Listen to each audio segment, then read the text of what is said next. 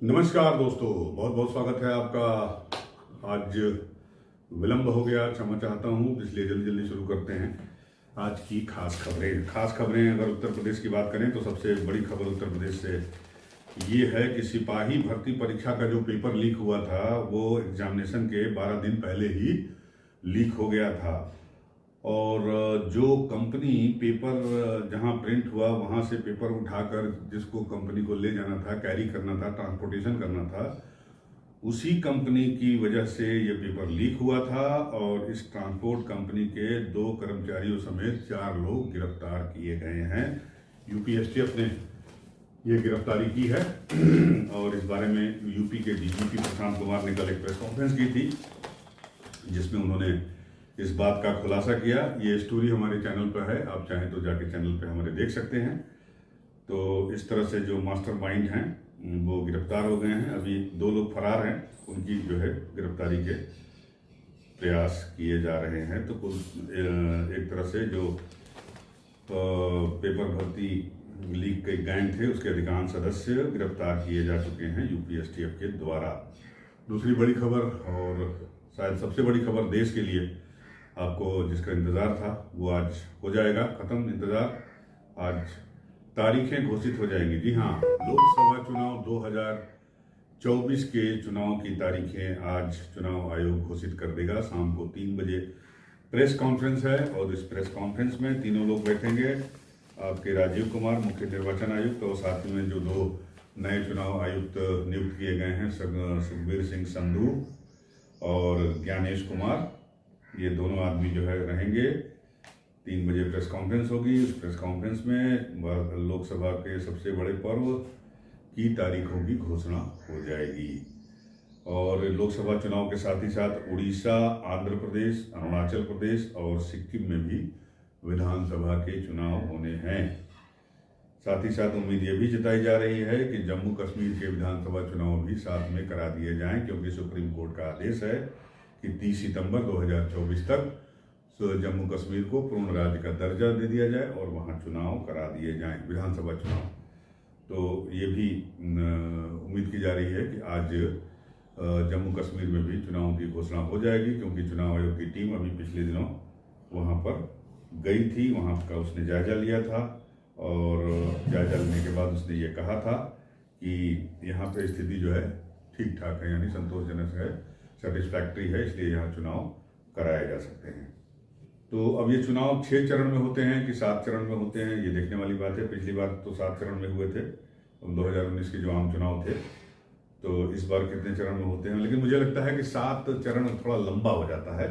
कोशिश करें चुनाव आयोग की 6 चरण में चुनाव करा दे तो ज़्यादा अच्छा है। थोड़ा समय 1 हफ्ते का और बच जाएगा, कम से कम 4-5 दिन 6 दिन का, क्योंकि 7 चरण में बहुत लंबा हो जाता है और बड़ा उबाऊ प्रक्रिया हो जाती है।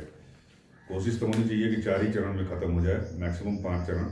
लेकिन चलिए, फिर भी सुरक्षा बलों की डिप्लॉयमेंट की दृष्टि से देखा जाए तो समय चाहिए होता है। तो इस हिसाब से मैक्सिमम 6 चरण बहुत है, 7 चरण बहुत लंबा हो जाएगा। बहरहाल अब डिसीजन चुनाव आयोग को लेना है।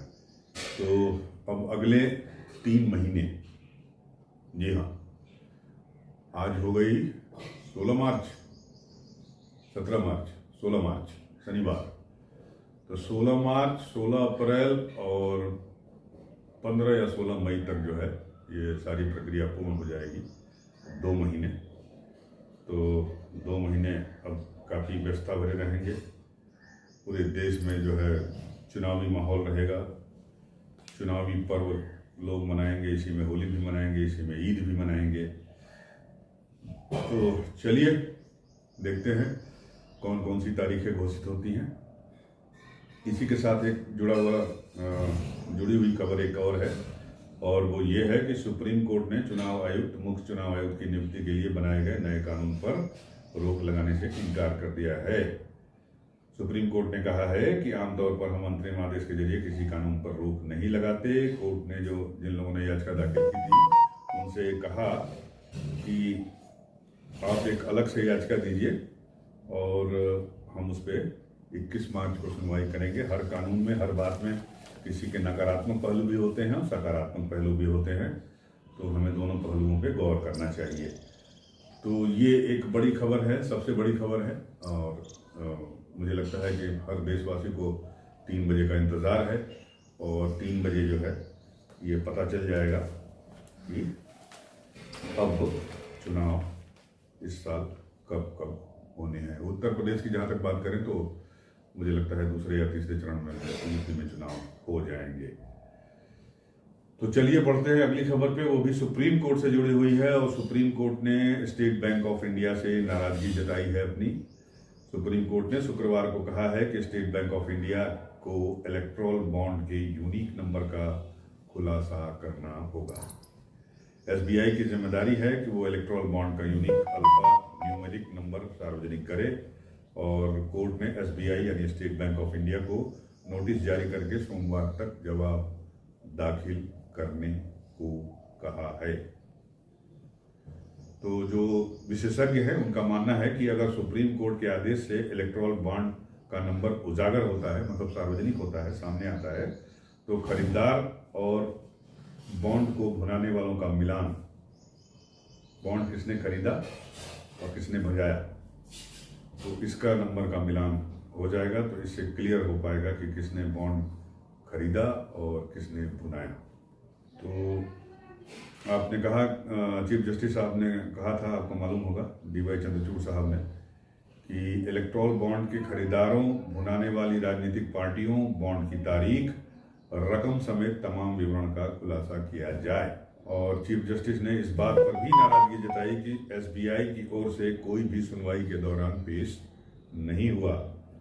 भारत सरकार के सॉलिसिटर जनरल तुषार मेहता ने कहा कि मैं एसबीआई की ओर से पेश नहीं हो रहा हूं, लेकिन मैं अदालत से कहना चाहूँगा कि एसबीआई को नोटिस जारी किया जाए, जो कि जारी हो चुका है।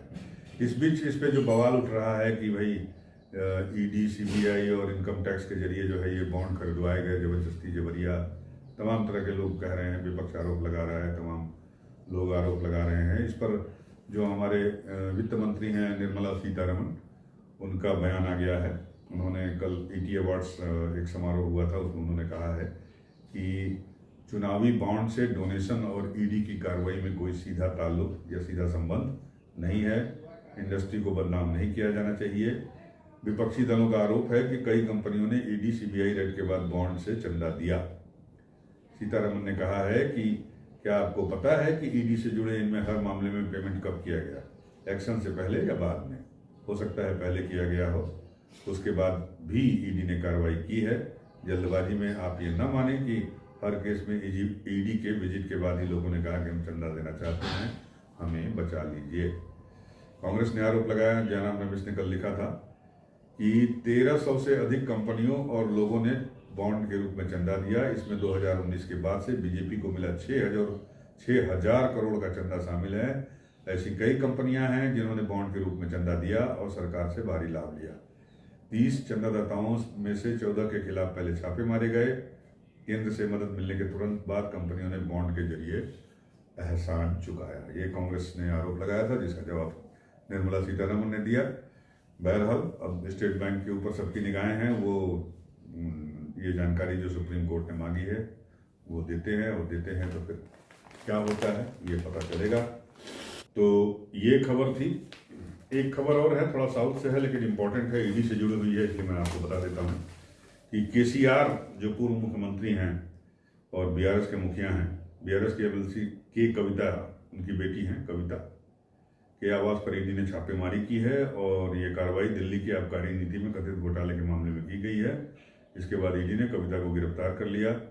हैदराबाद में केसीआर की बेटी के कविता के घर पर कुछ घंटों की चली तलाशी के बाद ईडी अधिकारियों ने हिरासत में लिया और फिर रात में ही उन्हें दिल्ली लेकर चली गई। ये है खबर। केसीआर आपको पता है तेलंगाना के पूर्व मुख्यमंत्री हैं, उनकी बेटी हैं। काफ़ी दिनों से उन पर इसके पहले ईडी ने पूछताछ की थी, तभी से अटकलें जारी हो रही थी कि कविता को गिरफ्तार किया जाएगा, लेकिन फिर ईडी बीच में बिल्कुल शांत होकर बैठ गई थी। तो लोगों को ये लग रहा था कि भाई लगता है कुछ हो गया है, लेकिन खैर चुनाव के बाद ये उनको गिरफ्तार कर लिया है। एक और इम्पोर्टेंट खबर है आपके लिए, पेटीएम का संचालन आज से बंद होना था, बैंक वाला, लेकिन जो पेटीएम से लेन देन का सिलसिला है यानी पेमेंट वगैरह का, वो चलता रहेगा। पेटीएम की मूल कंपनी 197 कम्युनिकेशन को यूपीआई लेन देन जारी रखने के लिए 4 बैंकों के साथ साझेदारी में 5 हैंडल मिल गए हैं। NPCI ने यह जानकारी दी है। कंपनी का मौजूदा हैंडल @Paytm उन 5 हैंडलों में से एक है जिन्हें यूजर्स बिना कोई बदलाव किए यूज करना जारी रख सकते हैं। तो पेटीएम से जो पेमेंट करते हैं उनको घबराने की आवश्यकता नहीं है। तो ये है। एक और है इलेक्ट्रॉनिक व्हीकल को लेके, और खासकर ये टेस्ला से जो एलन मस्क की कंपनी है, जो एक्स जो सोशल मीडिया हैंडल है या प्लेटफॉर्म है, उसके मालिक हैं। बहुत दिन से वो भारत आना चाह रहे थे। भारत में उनको बहुत ही संभावनाएं दिख रही हैं। तो कह रहे थे भारत सरकार से, बहुत समय से वो कह रहे थे कि भैया टैक्स कम करो, टैक्स कम करो।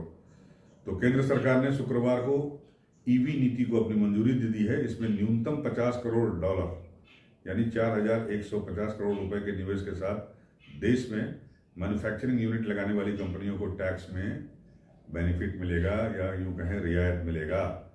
वाणिज्य मंत्री ने कहा कि ईवी नीति के जरिए टेस्ला जैसी तमाम ईवी निर्माता कंपनियों से निवेश आकर्षित करने का प्रयास किया गया है। तो ये है खबर, और इससे जो है महिंद्रा और टाटा को थोड़ा सा और कंपटीशन का सामना करना पड़ेगा। देखते हैं क्या होता है। आने वाला समय वही है, ईवी का ही है। तो ईवी से ही जुड़ी खबर एक उत्तर प्रदेश से है, मैं आपको बता देता हूँ। मैं अभी किसी अखबार में देख रहा था कि अब जो है उत्तर प्रदेश में जो अपनी UPPCL Uttar Pradesh power corporation जो है वो एक नई कंपनी बना रहा है, जो चार्जिंग स्टेशन पूरे यूपी में लगाएगा। ये एक खबर है कि एक नई कंपनी बनाई जाएगी, और वो कंपनी जो है वो पूरे उत्तर प्रदेश में, क्योंकि अब जो सार्वजनिक वाहन है जैसे बस है, रोडवेज बस, तो वो भी बैटरी वाली आ रही है। तो जगह जगह उसको चलना तो है, लेकिन चार्जिंग स्टेशन नए नहीं, तो बीच बीच में खड़ी हो जाती है। तो उसके लिए एक नई कंपनी बनाएंगे। वो पावर कॉरपोरेशन जो ऑफिस है लखनऊ में, वहीं उसका ऑफिस होगा, और जो पावर कॉरपोरेशन के चेयरमैन हैं वही उस कंपनी के MD होंगे। और ये कंपनी जो है वो चार्जिंग स्टेशन सारे उसमें लगाएगी उत्तर प्रदेश में। तो ये भी एक अच्छी खबर है। और एक इंटरनेशनल खबर के साथ आज का मैं समापन करना चाहूँगा। शनिवार है, जाइए आप भी आनंद लीजिए, मौज लीजिए, वीकेंड बनाइए। तो रूस में 3 दिन पड़ेंगे वोट। पुतिन का 6ठी बार राष्ट्रपति बनना तय। वोट पड़ना शुरू हो जाएगा। रूस में शुक्रवार से राष्ट्रपति पद के लिए मतदान शुरू हो गया है। पहली बार है कि जब 3 दिन वोट पड़ेंगे। नतीजे 17 मार्च की रात में आएंगे, लेकिन पुतिन का राष्ट्रपति बनना तय है क्योंकि इनका कोई विरोधी नहीं है। 1.23 करोड़ मतदाता हैं। इनमें यूक्रेन के रूसी कब्जे वाले नागरिक भी शामिल हैं। रूस के 27 क्षेत्रों और क्रीमिया में पहली बार ऑनलाइन वोटिंग का प्रावधान है। नतीजों से पहले ही पुतिन का 6 साल के लिए फिर से राष्ट्रपति बनना तय माना जा रहा है। वह 24 साल से रूस की सत्ता पर काबिज है।